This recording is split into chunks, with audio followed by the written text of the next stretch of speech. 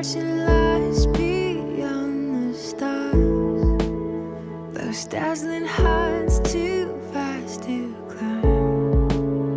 I got so hard to fall so far, but I found heaven as love swept low. My heart beating, my soul breathing.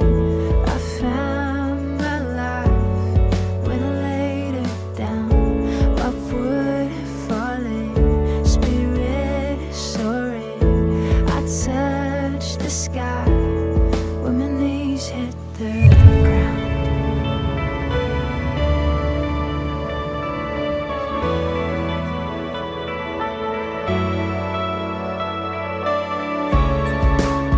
What treasure waits within your skies? The gift of freedom gold can't buy. I bought the world and sold my heart. We traded heaven to have me again. My heart beating, my soul breathing. I found my life when I laid it down. Upward falling, spirit soaring. I touched the sky when my knees hit the ground.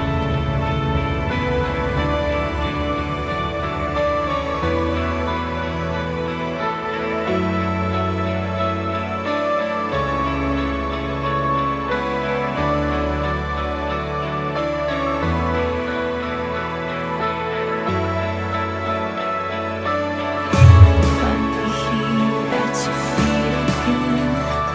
Everything I am, reaching out, I surrender. Come sweep me up in your love again, and my soul will dance on the wings of forever. Finally here at your feet again. Everything I am, reaching out, I surrender. Sweep me up in your love again, and my soul will dance on the wings of forever. My heart beating, my soul breathing. I found my life when I laid it down. Upward falling, spirit soaring. I touched the sky when my knees hit the ground. My heart beating, my soul breathing. I found my life when I laid it down. Upward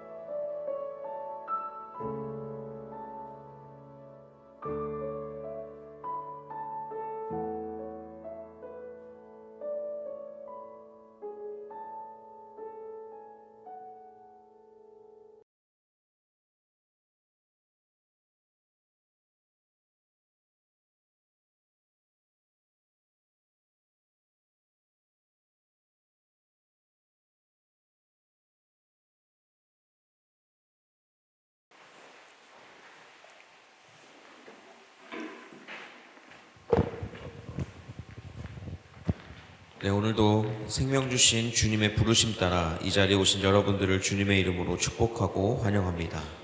주님은 우리에게 이렇게 말씀하십니다.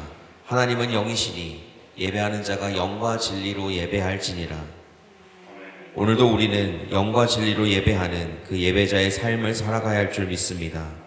이 시간 우리 잠시 기도할 때에는 주님, 나의 마음에 깨끗한 영을 부어주소서, 정결한 마음을 주소서, 오늘 주님의 말씀을 감사함으로 받는 그 심령을 부어주소서. 그 주님 앞에 잠잠히 시간 기도하며 나아가겠습니다. 살아계신 하나님 아버지, 시간 다른 어떤 것보다도 주님만을 붙들고 의지하며 주 앞에 나아가며 나의 몸과 나의 모든 순간과 상황 가운데 함께 하시는 하나님, 그분만 바라보고 그분만 의지하며 시간 주 앞에 나아가며 나의 모든 몸과 모든 것들 주님 주관을 해주시고 하나님만을 붙들고 의지하며 나아가는 시간 되게 하여 주옵소서. 놀랍게 역사하시고 채우시고 이끌어주시는 하나님의 이름을 찬양하며 그분만을 붙들고 의지하며 나아가는 오늘 나의 하루가 될 수 있도록 주님 뜻이고 인도하여 주옵소서. 살아계신 하나님 아버지, 이 시간 우리가 하나님 앞에 나아갑니다. 우리의 몸과 마음을 온전히 주님 앞에 드려 영과 진리로 예배하는 이 자리 가운데 우리를 불러주시니 감사합니다. 주님은 오늘 우리에게 생명 주셨으니 그 생명으로 주님만을 섬기며 주님을 바라보며 나아가는 이 시간이 되게 하여 주옵소서. 모든 것들을 인도하시고 채우시는 하나님의 이름을 찬양하오며 예수 그리스도의 이름으로 기도합니다. 아멘. 사도신경으로 우리의 신앙 주님 앞에 고백합니다. 나는 전능하신 아버지 하나님 천지의 창조주를 믿습니다. 나는 그의 유일하신 아들 우리 주 예수 그리스도를 믿습니다. 그는 성령으로 잉태되어 동정녀 마리아에게서 나시고 본디오 빌라도에게 고난을 받아 십자가에 못 박혀 죽으시고 장사된 지 사흘 만에 죽은 자 가운데서 다시 살아나셨으며 하늘에 오르시어 전능하신 아버지 하나님 우편에 앉아 계시다가 거기로부터 살아있는 자와 죽은 자를 심판하러 오십니다. 나는 성령을 믿으며 거룩한 공교회와 성도의 교제와 죄를 용서받는 것과 몸의 부활과 영생을 믿습니다. 아멘.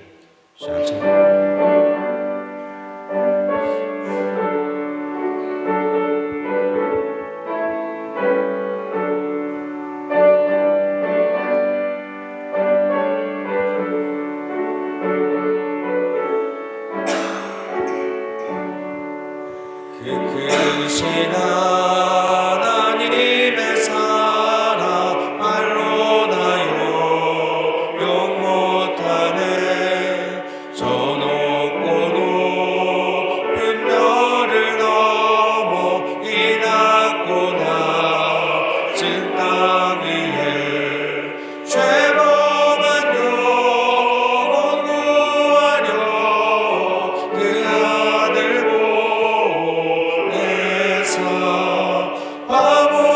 화목제물 삼으시고 죄 용서하셨네.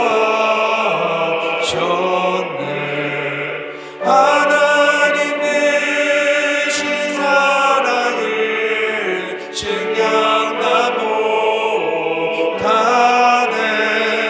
영원히 변치 않는 사랑 성도여 찬양하세.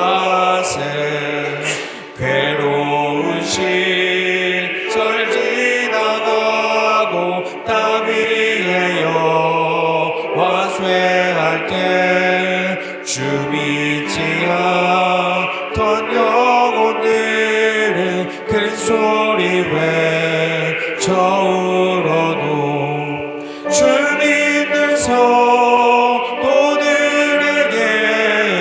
큰 사랑 베푸사 우리의 죄 사했으니 그대 일이 질까.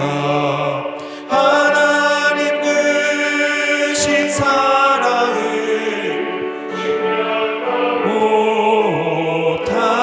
못하네. 영원히 변치 않는 사랑 성도여 찬양하세. 하늘을 두루마리 삼고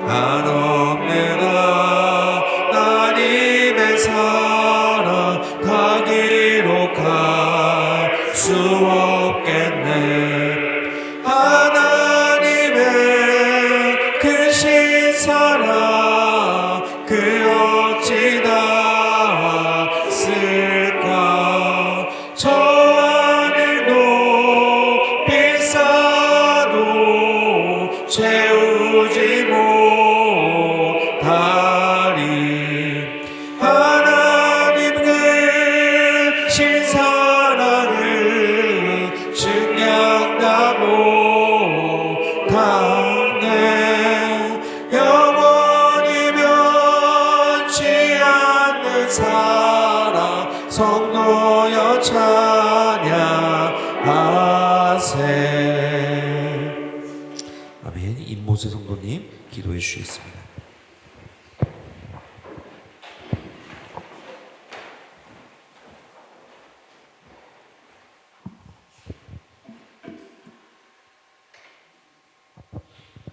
기도드리시겠습니다. 사랑이 많으신 하나님 아버지, 오늘도 우리에게 귀한 날을 허락하여 주셔서 저희가 거룩한 전에 모였습니다. 하나님의 전으로 나올 수 있도록 은혜 베풀어 주심에 감사드립니다. 날마다 주 안에서 쉬고 잠들며 깨며 주 안에서 하루하루의 삶을 살아가는 우리들의 모습이 될 수 있도록 인도하여 주시옵소서. 하나님, 저희가 사순절을 보내고 있습니다.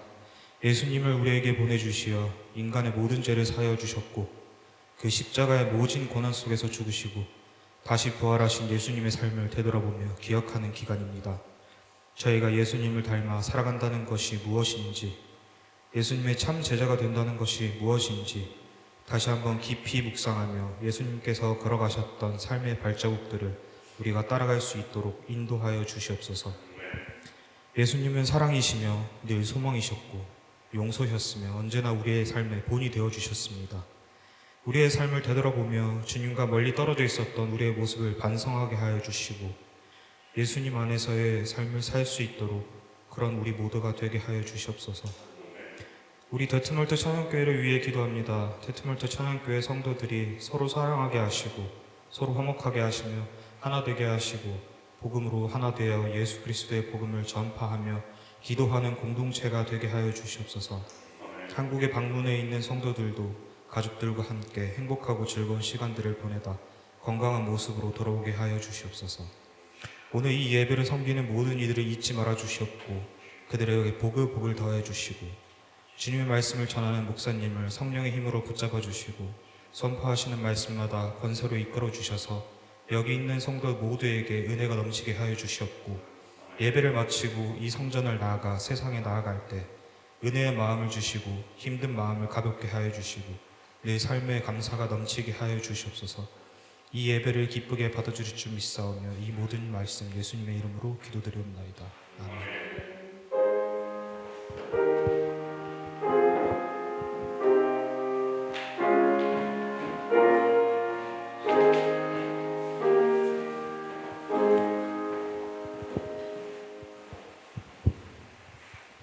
오늘 우리에게 주신 하나님의 말씀은 요한복음 12장 20절에서 24절까지 말씀입니다. 명절에 예배하러 올라온 사람 중에 헬라인 몇이 있는데 그들이 갈릴리 베세다 사람 빌립에게 가서 청하여 이르되 선생이여 우리가 예수를 배웠고자 하나이다 하니 빌립이 안드레에게 가서 말하고 안드레와 빌립이 예수께 가서 여쭈니 예수께서 대답하여 이르시되 인자가 영광을 얻을 때가 왔도다. 내가 진실로 진실로 너희에게 이르노니 한 알의 밀이 땅에 떨어져 죽지 아니하면 한 알 그대로 있고 죽으면 많은 열매를 맺느니라. 이것은 주님의 말씀입니다.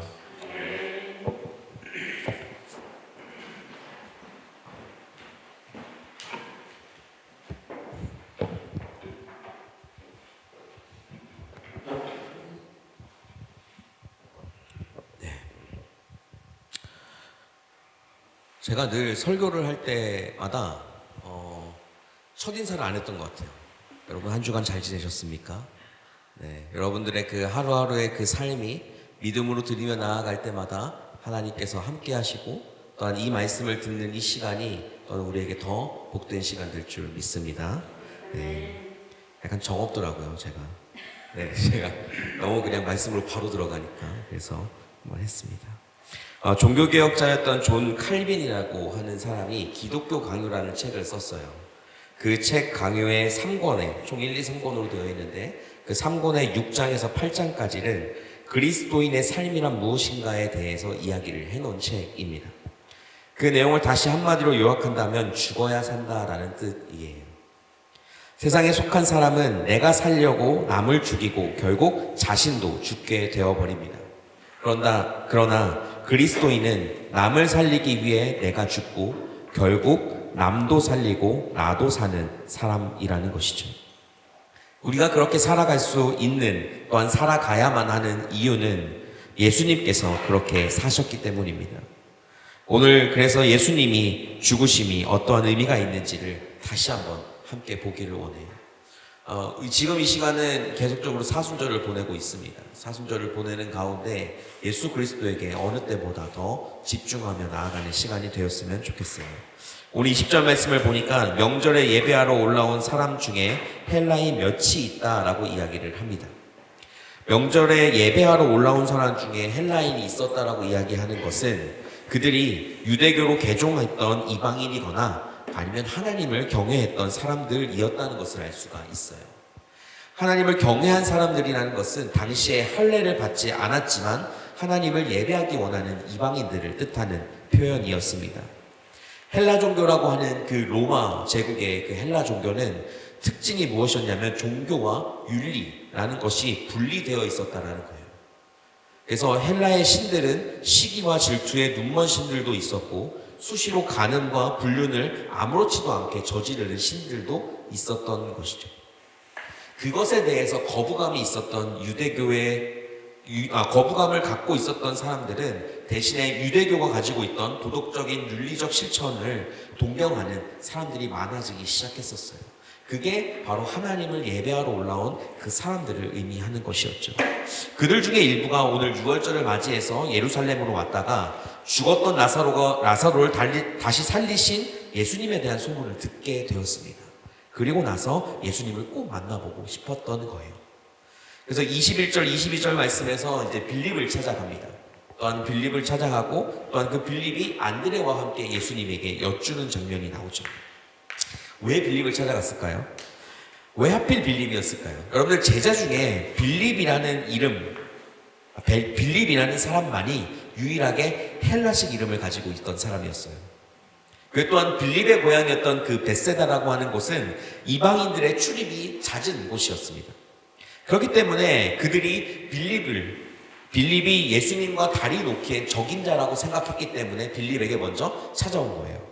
근데 빌립은 이렇게 나한테 와서 예수님을 보고 싶다고 말하는 사람이 처음이다 보니까 이게 어떻게 해야 될지 몰라서 그의 친구였던 안드레를 찾아갔고 그 안드레와 함께 이야기를 했던 것을 나옵니다. 그럴 때 예수님께서 뭐라고 말씀하십니까? 23절 말씀 우리가 같이 한번 읽어봅시다. 시작.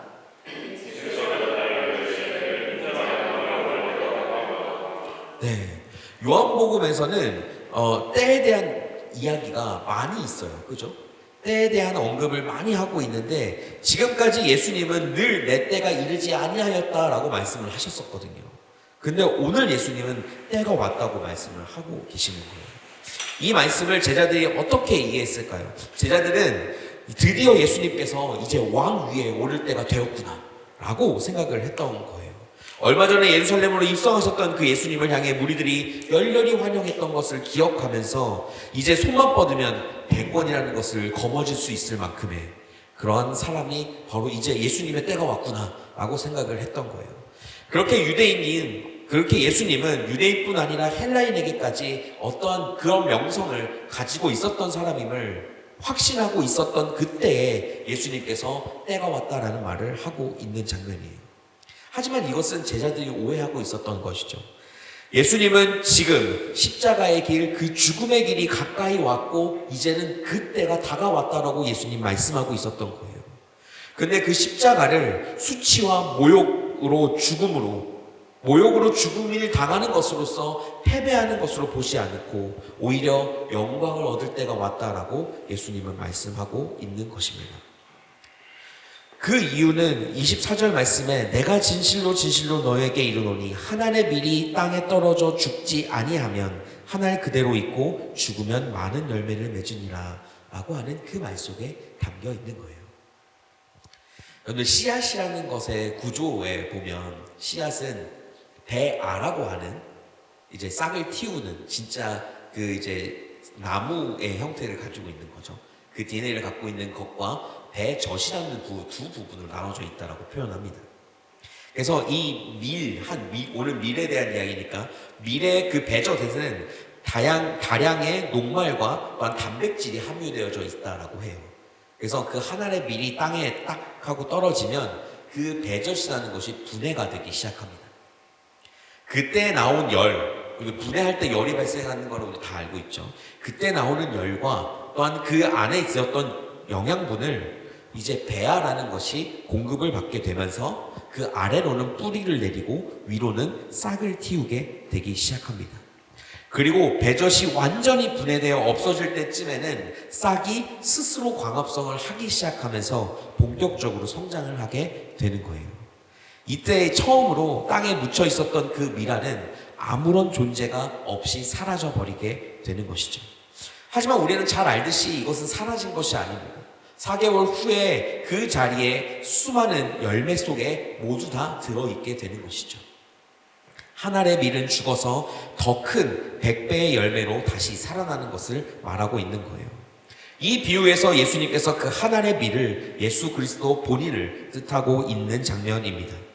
예수님은 하늘 보좌를 버리시고 이 땅에 낮고 천한 그 마국간 구유에 오셨던 그 아들로 태어났죠. 한 알의 밀이 이 땅 가운데 떨어진 것입니다. 그런데 이제는 그가 십자가에 죽겠다고 이야기를 하고 있는 거예요.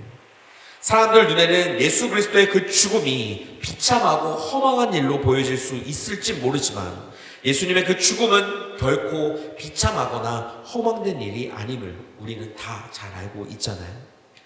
예수님의 그 죽으심으로 인하여서 자기 목숨을 다 많은 사람들을 향해 대속물로 던져주심으로 인하여서 그 인류 역사 가운데, 구속의 역사 가운데 그 밑거름을 거르는 그런 죽음이 되었던 것을 우리가 보게 됩니다. 그래서 우리 모두 다 예수 그리스도 그 한 분을 믿고 신뢰함으로 우리가 구원받는 자로 살아갈 수가 있게 되는 거잖아요. 이 세상에 있는 수많은 사람들은 하나님의 백성으로서 또한 아담의 그 원죄 이후로 타락됐지만 그 전까지 하나님과 동행하며 살고 있었던 하늘나라의 백성들이었어요. 하나님이 직접 창조하셨잖아요. 그런데 그게 깨어지고 망가지고 했던 그 삶에서 예수님께서 한 알의 미랄로 그 땅에서 죽으심으로 말미암아 그 모두가 다 하나님의 나라의 일원으로 또한 자녀로 살아갈 수 있게 된 게 바로 우리라는 거예요. 그래서 예수 그리스도의 그 죽음은 그 당시에 있었던 수많은 사람들에게 있어서는 굉장히 충격적이고 허망한 일처럼 여겨질 수 있을지 모르지만 주님의 부활과 주님께서 승천하시며 다시 오실 것이라고 말씀하시는 그 장면들을 본 그들은 예수 그리스도를 전하지 않을 수 없는 삶을 살아갔던 것을 우리가 보게 되잖아요. 그 열매 중에는 그날 예수님을 찾아봤던 헬라인도 있었지만 우리도 있는 것이에요. 예수님은 죽어서 수많은 사람들 속에 있고 이미 우리 속에 새 생명으로 함께하고 있다는 것이죠. 그런데 이 미랄의 진리가 예수님에게만 해당되는 것은 사실 아니었습니다. 예수님은 모든 사람들에게 동일한 원리가 적용될 수 있다라고 이야기를 하셨어요. 오늘 말씀이 원래 제가 이제 1년치 설교 본문을 있을 때 오늘 본문이 어디까지였냐면 33절까지였어요. 근데 33절까지 성경 공독을 하라고 하면 너무 길 거라 생각해서 핵심적인 24절까지만 딱 읽고 오늘은 33절까지 할 겁니다. 그러니까 이 뒤에 계속 말씀이 이어지니까 한번 보시면 될 것 같아요. 25절 말씀에서 자기의 생명을 사랑하는 자는 잃을 것이요 이 세상에서 자기의 생명을 미워하는 자는 영생하도록 보존하리라 라고 말씀을 하고 계십니다. 자기 생명을 사랑해야 보존할 수 있고 자기 생명을 미워하면 잃어버릴 것 같지 않습니까? 보통 사람들의 심리에서는 그렇죠. 나를 사랑해야 누가 나를 챙겨준다고, 나를 사랑해야 내가 성장하고 내가 살 수 있는 거고, 내가 남을 챙기기 시작하고 내 생명을 미워하기 시작하면 난 그냥 그대로 죽는 거 아닌가 라는 생각을 할 수도 있어요. 그러나 예수님께서는 역설적이게도 자기의 생명을 사랑하면 잃어버릴 것이고 자기의 생명을 미워해야 보존할 수 있다라고 말씀하고 있는 거예요. 여기에서 자기 생명을 사랑한다는 것은 자아 숭배를 의미합니다. 말 그대로 나 자신보다 더 큰 가치는 이 세상에 존재하지 않다고 여겨지는 거예요. 그렇지 않습니까? 자기를 중심으로 생각하고 행동하며 하나님과 이웃은 늘 부차적인 대상으로 여기는 것이 바로 자아를 숭배하는 사람들이에요. 이 자아를 숭배하는 사람들이 언제, 어느 때에 가장 많이 보여지는지 아십니까? 어릴 때예요. 어린 아이일수록 자아 숭배가 강합니다. 저희 아이는 3살밖에 안 된 조그만한 아이잖아요. 그죠? 근데 이 아이는 자기가 모든 것을 다 할 수 있다고 믿어요. 그래서 분명히 저것을 할 수 없는데도 불구하고 아빠 저거 내가 할 거야. 아빠 이거 나도 해볼래. 이러면서 계속 달겨들면서 이야기합니다. 그리고 늘 언제나 자기의 모습을 보면서 예쁘다라고 이야기를 해요. 자기 거울에서 자기 모습을 보면서 말이죠. 여러분들 자아를 숭배한다라는 것은 자신감과는 다른 개념입니다. 자신감은 있어야 돼요. 나 자신을 소중하게 생각하고 나는 언제 자신감 있게 살아가는 것은 중요하잖아요. 근데 자아 숭배는 다른 개념이에요. 나 외에 다른 것은 다 하찮게 보이는 거예요. 나만 중요한 것이고 나만 높아지는 것이죠. 그 삶을 그렇게 살게 되면 어떻게 되냐? 자기의 인격도 결과적으로는 무너지게 됩니다. 그리고 자기의 성품도 점점 파괴되는 삶을 살아가게 돼요. 다른 사람과의 관계성도 파괴가 되고 그런 사람을 누가 가까이 하려고 하겠습니까? 다들 멀리하고 피해버리게 되죠. 고립되거나 모든 사람과 원수 맺는 관계들을 계속적으로 하게 되고 결과적으로 하나님과의 관계도 그 안에서 무너져 버리게 된다는 것이 문제입니다. 하나님과의 관계가 단절되어서 하나님이 주시는 영원한 생명과 그 은혜를 누리지 못하고 살아가게 된다는 거예요. 예수 그리스도의 그 말씀 그대로 자기를 위해서 사는 사람은 결국 자기 생명을 열심히 파괴하고 잃어버리는 사람이 되어져 버리게 된다는 것입니다. 그렇다면 자기 생명을 미워한다는 것은 무엇을 의미하는 걸까요? 이것은 자기를 학대하거나 금욕주의를 말하는 것이 아니에요. 히브리어에서는 반대말로 비교급을 표현하는 어법이 있습니다. 그것처럼 자기 생명을 미워한다는 것은 실제로 그것을 미워하는 것이 아니라 그것을 덜 사랑한다는 의미를 가지고 있는 거예요. 내 생명을 덜 사랑한다. 비교급으로서 덜 사랑한다는 의미를 가지게 되는 거예요. 그것은 무엇을 의미하냐? 자기 생명보다 더 나은 가치가 있다는 것을 말하고 있는 거예요. 하나님을 사랑하고 이웃을 나보다 더 사랑하는 것, 하나님의 영광을 위해서 나 자신을 부인하고 내가 죽는다는 것을 뜻하는 것입니다. 그렇게 살면 어떠한 일이 일어나게 될까요? 먼저 나의 인격과 성품이 점점 더 하나님 앞에 거룩해지게 됩니다. 다른 사람과의 사랑과 신뢰성의 관계가 맺어지게 되고 또한 그 관계성으로부터 행복이라는 것이 싹트게 됩니다. 무엇보다 하나님과 올바른 관계를 맺으며 나아갈 수 있는 삶을 살아갈 수 있게 되는 거예요.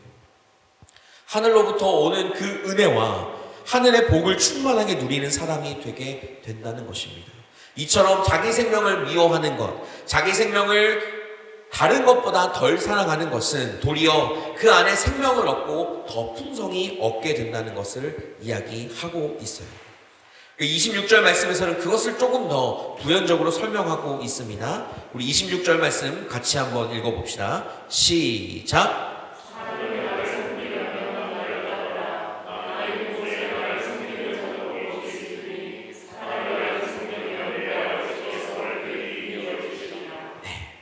자기 생명을 미워한다는 것은 구체적으로 이야기하면 예수님을 섬기고 예수님을 따른다는 것을 말하고 있는 겁니다.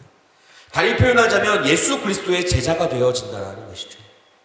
그러한 사람들에게 무엇이 약속되어져 있습니까? 예수님이 계시는 곳에 함께 있게 된다고 이야기합니다. 십자가까지 예수님을 따라가게 되면 예수님이 그 누리는 그 부활의 영광, 하나님의 나라 영광의 보좌 앞에 우리도 동일하게 안고 나아갈 수 있게 된다는 것이에요. 그리고 두 번째로는 하나님이 그를 귀하게 여기신다라고 이야기합니다. 여러분들 롯데백화점 다 아시죠? 롯데백화점도 그렇고 여러 백화점들도 그렇지만 1년에 일정 이상 금액을 쓰면 VIP라는 자격을 줍니다. 그리고 그것보다 더 높은 VIP 플러스가 있대요. 그리고 그것보다 더 높은 MVG라는 것이 있다고 합니다. Most Valuable Guest. MVG가 되려면 1년에 롯데백화점에서 5천만 원 이상 정도를 써야 한다라고 이야기를 해요. 세상에서는 이렇게 돈을 많이 쓸 수 있는 사람을 귀하게 여깁니다. 그들에게 많은 혜택도 주고 많은 것들을 주게 되잖아요. 그러나 하나님의 기준은 전혀 다른 것을 우리가 알 수 있죠.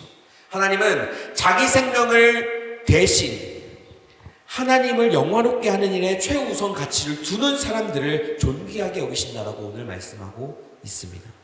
하나님께서는 하늘의 밀이 되어 죽으신 그 예수 그리스도를 영광스럽게 하신 것처럼 자기를 부인하고 자기 십자가를 지는 사람을 영광스럽게 한다라고 이야기를 하고 있는 거예요. 우리가 그 예수 그리스도를 따르고 섬기는 가운데 우리도 동일하게 그 하나님 나라의 VIP, MVG가 될 수 있다는 것을 말하고 있는 겁니다. 예수 그리스도의 죽음은 하나님께 순종이었기 때문에 그 영광이 되었었어요. 그죠? 오늘 이 말씀 27절 말씀 상반절에 보면 예수님이 뭐라 말씀하시냐? 지금 내 마음이 괴로우니 무슨 말을 하리요? 이 짧은 구절 가운데 예수님이 가지고 있는 그 깊은 고뇌가 느껴지게 됩니다. 십자가를 앞에 둔 그 예수 그리스도의 마음은 정말 무척이나 괴로웠을 거예요. 너무 힘들어서 말할 기운조차 없으신 그 장면 가운데 그 장면을 바라보는 수많은 사람들은 예수님에게 실망했던 사람들이 종종 나타나게 됩니다. 그것은 무엇이냐면 역사적으로 봤을 때 죽음이라는 것을 초연하게 맞아들이며 나아갔던 사람들이 있었던 것을 보게 되는 거예요. 태연히 독배를 마셨던 소크라테스도 있고 판사에게 더 극심한 형이 없냐고 물었던 안중근 의사도 있던 것처럼 말이죠. 성경 안에서 해처럼 빛나는 얼굴로 돌을 맞아 순교했던 스데반 집사도 있잖아요. 과연 그 예수님이 이러한 사람들보다 더 연약하고 겁이 많았기 때문에 이렇게 괴로운 모습으로 행동하며 나아가셨던 것일까요? 그것은 아니라 예수님의 죽음과 이 사람들의 죽음은 같은 죽음이 아니기 때문입니다. 그 앞에 죽음을 초연하게 했던 그 많은 사람들은 그 안에 자기의 신념을 위해 죽은 사람들이었어요. 내가 믿고 있는 것을 위해서 그것을 위해 마땅히 죽음으로써 내가 그 일을 간다라면 그렇게 하겠다라고 말한 사람들이었던 거예요. 근데 예수님은 의인으로 순교한 것이 아니라 죄인을 대신하여 죄인으로 죽으셔야 했기 때문입니다. 죄인에게 쏟아지는 하나님의 진노와 저주를 누구보다 더 많이 받으셔야 했기 때문이에요. 그 진노와 저주 가운데서 하나님께 버림받는 것이 포함되어져 있었습니다. 여러분들, 나랑 상관없는 것이 나를 버린다는 것은 큰 어떠한 충격이 다가오지 않습니다. 근데 나를 한평생 나와 함께 썼던 그 사람이 나를 버리게 되었을 때 그 버림은 어느 것과도 바꿀 수 없는 그 충격과 공포 가운데 자리 잡게 되어진 것을 알 수 있잖아요. 그렇기 때문에 예수님은 그 죽음의 고통보다 하나님께 버림받게 되는 그 현실이 너무나도 괴롭고 고통스러웠던 것이에요. 어떤 사람도 그 예수님의 고뇌를 다 이해할 수 없었던 것처럼 그렇게 예수님은 짊어져야 했던 그 십자가가 너무나도 아프고 고통스러웠던 것을 알게 됩니다. 그래서 27절 하반절에서 아버지여 나를 구원하여 이때를 면하게 하옵소서. 그러나 내가 이를 위하여 이때 왔나이다 라고 이야기를 하며 28절에서도 계속 아버지여 아버지의 이름을 영광스럽게 하옵소서 라고 이야기를 하고 있는 거예요. 예수님이 하나님 앞에 했던 그 기도 제목의 첫 번째는 나를 구원하여 이때를 면하게 주옵소서라는 것이었어요. 그 예수님이 하신 그 기도에 솔직함이라는 게 묻어 있지 않습니까? 예수님의 그 자신의 소원을 가감없이 보여주고 하나님께 의뢰하는 모습을 보여주셨어요. 어느 것 하나 꾸미는 것 없이 과장할 이유 없이 내 마음의 생각과 소원, 아픔과 슬픔, 그 분노까지도 그 탄식하는 것까지도 하나님 앞에 기도하며 하나님 앞에 토로하며 나아갈 수 있는 것이 바로 기도입니다. 그렇기 때문에 예수님은 그런 기도를 그렇게 했죠. 하지만 그 기도가 거기서 멈춰지면 안 돼요. 그 두 번째 예수님께서 하신 말씀은 그러나 내가 이 때를 위하여 왔나니 아버지여 아버지의 이름을 영광스럽게 하옵소서. 기도의 다음 단계는 내 고집과 내 뜻만을 주님 앞에 하는 것이 아니라 하나님의 뜻에 순종하겠다는 그 마음으로 나아가는 것이에요. 그게 쉽지 않잖아요. 근데 그렇게 하다 보면 하나하나 주님께서 우리에게 하시는 말씀이 들려지게 됩니다. 하나의 밀이 땅에 떨어져 죽어야 한다. 너도 그렇게 하나님 앞에 죽었으면 좋겠다. 네 생명을 미워하는 삶을 살아가서 그 예수 그리스도를 따를 뿐만 아니라 주의 십자가를 지며 나아가며 살아갔으면 좋겠다. 나를 위해 그것을 해줄 수 없겠니? 라고 하는 하나님의 음성과 말씀이 들릴 때면 그것을 가지고 주님 앞에 하나님, 주님의 뜻대로 되기를 원합니다 라고 기도할 수밖에 없다는 것이죠. 기도는 나의 바람이 하늘에서 이루어지는 것을 구하는 것이 아니라 하나님의 바람이, 하나님의 소망이 이 땅 가운데 이루어지기를 간구하는 것입니다. 왜냐하면 우리보다 더 뛰어나시고 우리의 생각보다 더 위대하신 그분께서 그 하나님의 그 뜻이 이 땅 가운데 전해질 때 우리가 그 안에 복된 삶을 살 수 있게 되는 줄 또한 알고 계시기 때문이죠.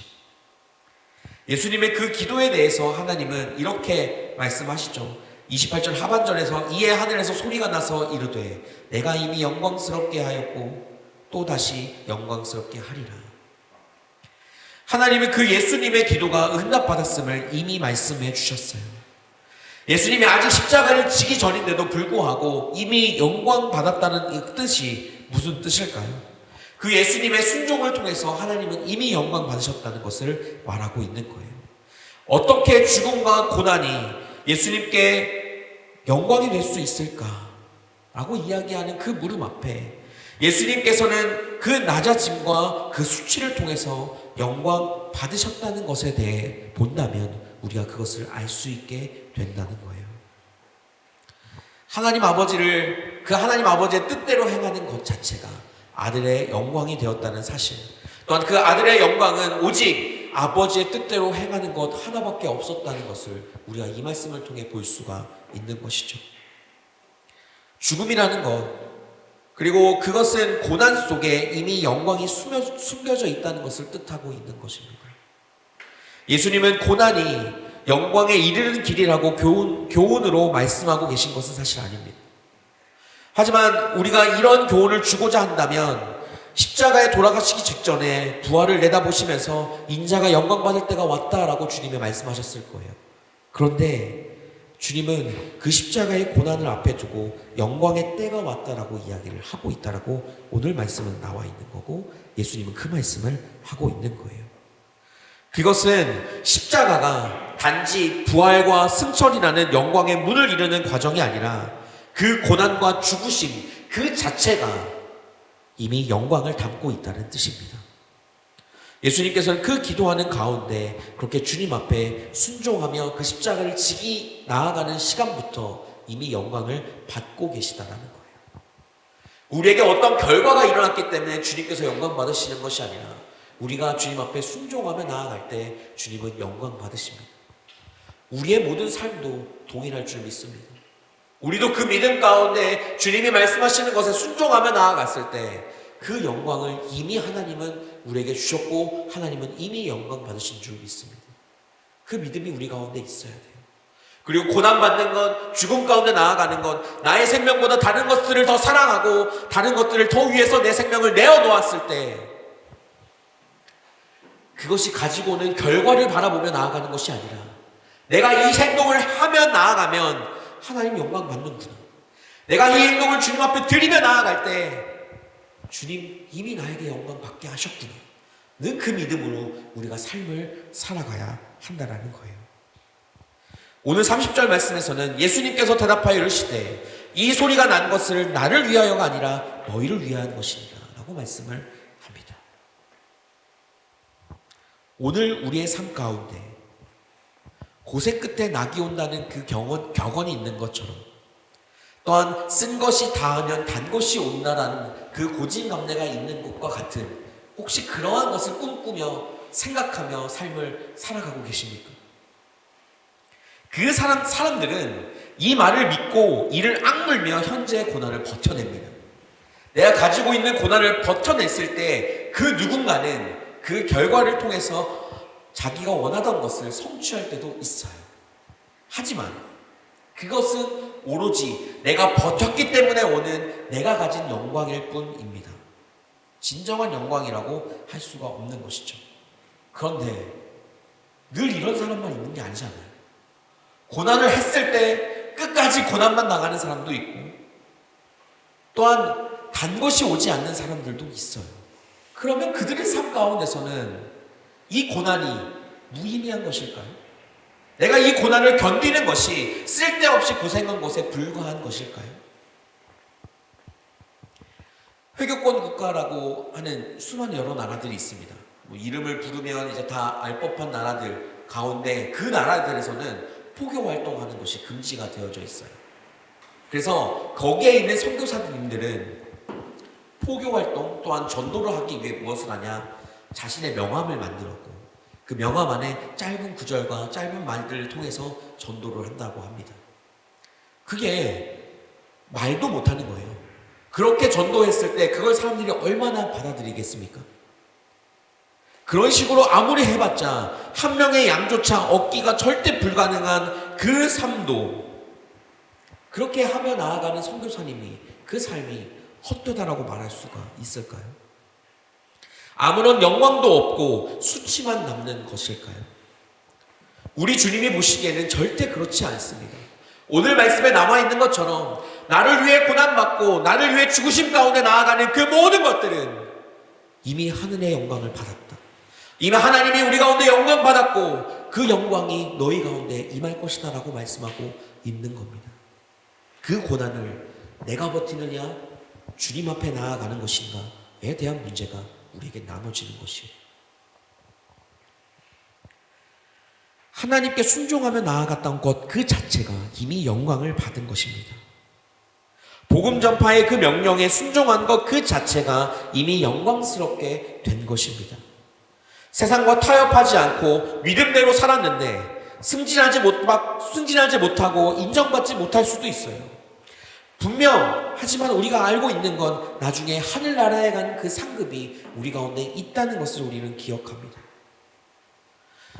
그런 상황 가운데 그 불이익을 감수하면서 주의 말씀 앞에 순종하며 나아가는 것이 여러분들에게 영광이 된다는 것입니다.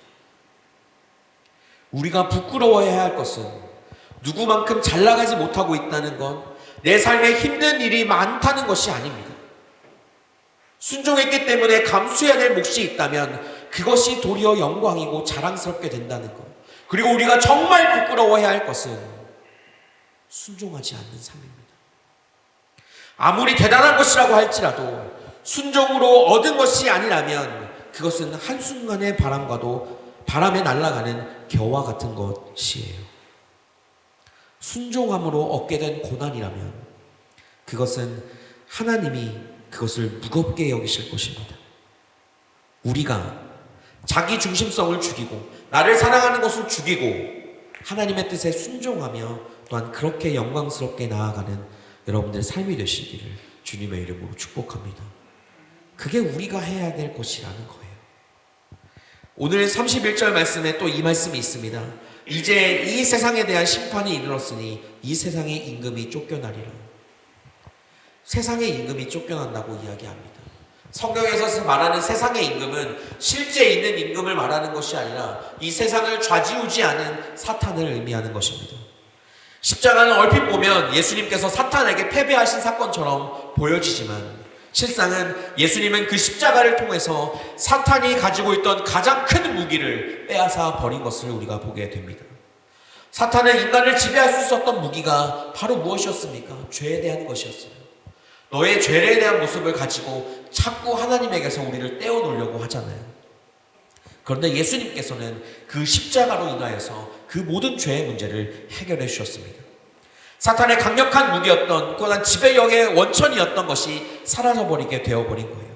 그래서 그 십자가를 우리는 패배가 아니라 승리라고 부르게 되는 것이죠.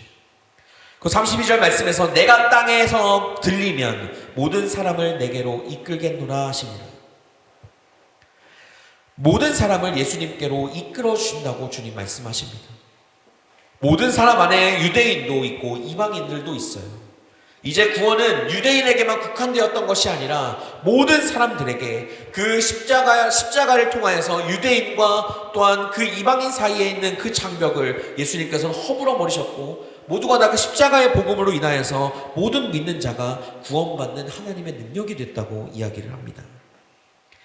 예수님께서는 자신의 모든 것을 내어주심으로 인하여서 이 세상에 새 생명을 가져다 주셨습니다.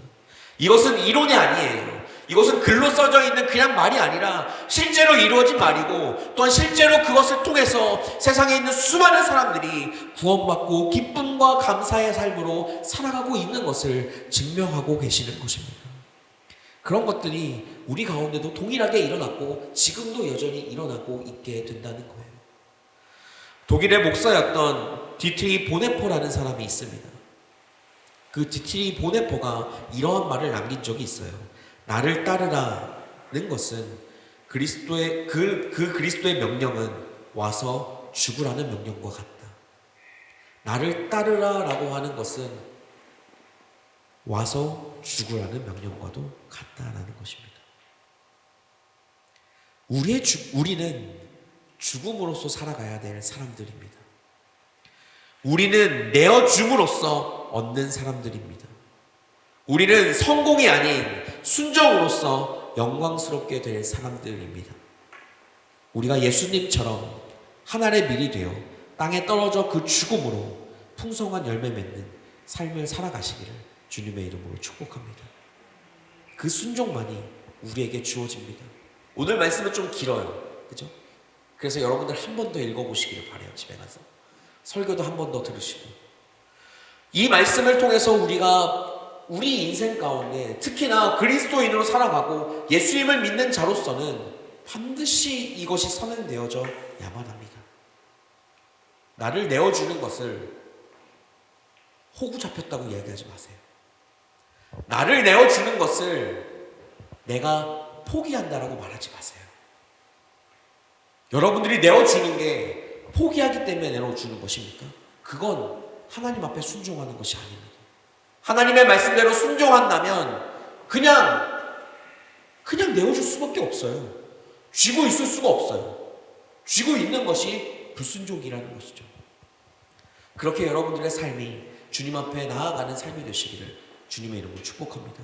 그 삶이 우리에게 주어졌을 때 우리는 진짜 이곳에서 하나님의 영광이 어떤 것인지 그 영광을 드러내는 삶을 살아가게 될 줄 믿습니다. 기도하겠습니다.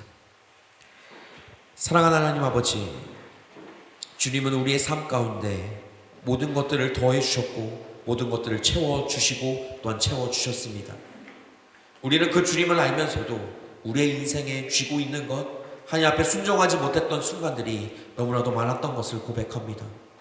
하나님 앞에 다가가면 다가갈수록, 주님 앞에 기도하면 기도할수록 나의 뜻이 아니라 하나님의 뜻이 이 땅 가운데 이루어지기 원한다고 우리가 고백할 수밖에 없는데, 내가 그것을 외면하고 또한 그것을 바라보지 않고 하나님 나에게 주어진 대로 내가 해야 할 것대로 내가 삶을 살아가야 할 것대로 살아갔던 우리의 죄를 주님 용서하여 주옵소서.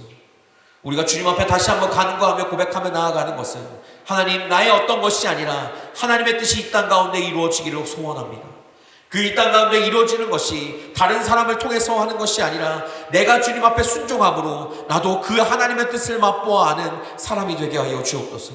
그리스도의 그 영광에 따라 하나님의 그 은혜에 따라 하루하루를 살아가는 것이 다른 사람에게만 있는 것이 아니라 나도 온전히 느끼며 나도 온전히 그 삶을 살아나갈 수 있도록 주님 내 삶을 붙드시고 인도하여 주옵소서.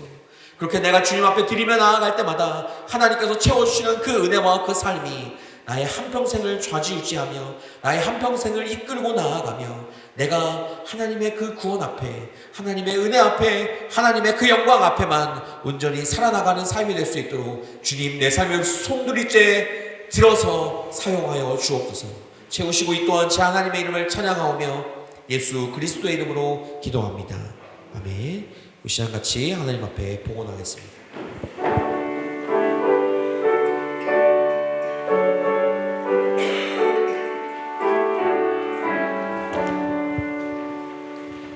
내게 있는 모든 것을 아낌없이 드리네.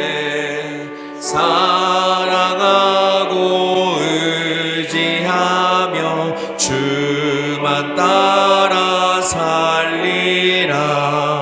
주께 드리네. 주께 드리네. 사랑하는 구주 앞에 모두 드리네. 내게 있는 모든 것을 주를 위해 드리네. 주 경험하게 내게 내려주소서.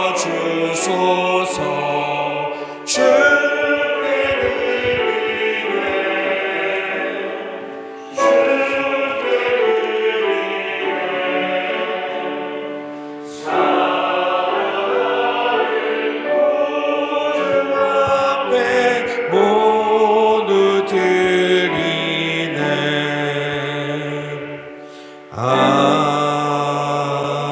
아멘. 하나님, 오늘도 우리에게 말씀하여 주시니 감사합니다. 하나님께서 우리의 한 주간의 삶을 지켜주시고 우리 간의 한 주간의 삶을 하나님의 은혜로 채워주시니 감사합니다.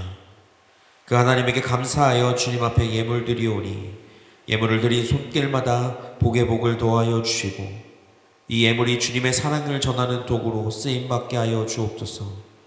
성도들을 위로하고 축복하는 물질로서만 쓰임받게 하여 주시고 또한 이것을 드리는 모든 성도님들의 그 삶에 채워주시는 은혜를 경험하게 하시며 또한 태워주신 것에는 감사하며 나아가는 삶을 살아가게 도와주옵소서. 함께 하실 주의 이름을 찬양하며 예수 그리스도의 이름으로 기도합니다. 아멘. 우리 다같이 자리에서 일어나셔서 하나님 앞에 파송 찬양하겠습니다.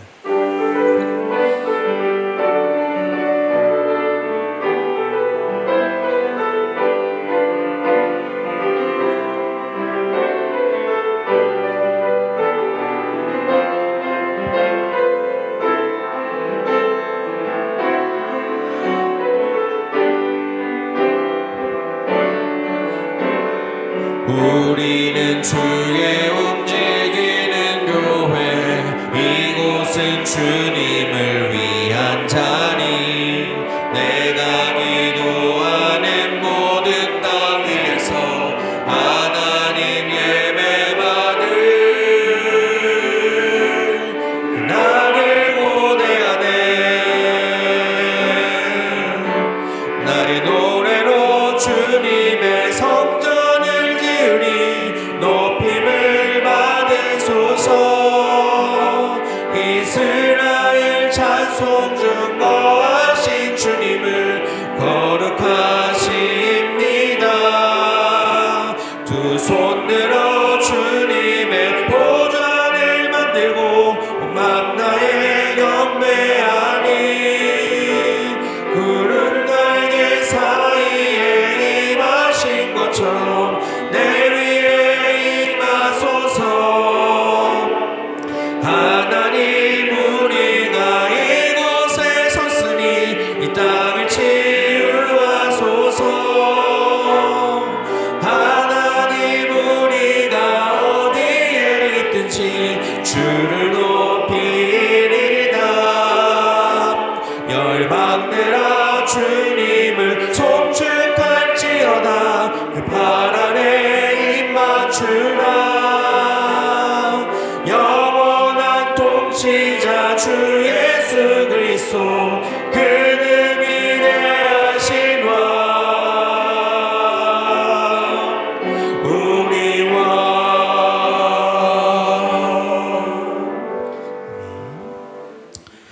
우리를 위해 십자가에 죽으신 예수 그리스도의 은혜와 우리를 위해 그 아들을 내어주신 하나님의 크신 사랑과 우리에게 말씀을 깨닫게 하시며 예수 그리스도를 믿게 하시는 성령님의 충만하심과 내주하심이 이번 한 주 성공이 아닌 순종으로 나아갔던 하나님의 밀인 그 예수 그리스도처럼 이 땅에 떨어져 죽음으로 풍성한 삶을 살기로 작정한 모든 성도 위에, 그들의 학교와 직장 그리고 가정 위에, 한국에 있는 가족들 위에 지금부터 영원까지 함께 하옵시기를 간절히 축원하옵나이다.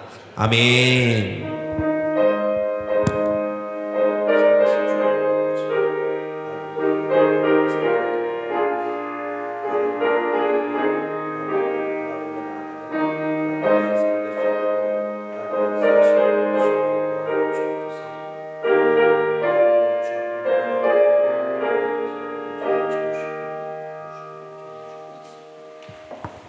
자리에 앉아주시면 감사하겠습니다.